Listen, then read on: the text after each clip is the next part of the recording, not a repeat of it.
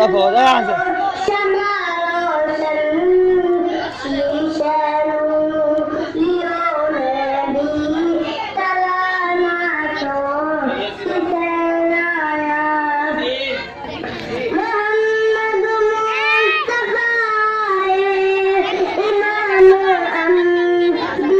झंडा तो कोई लेने रागम भगत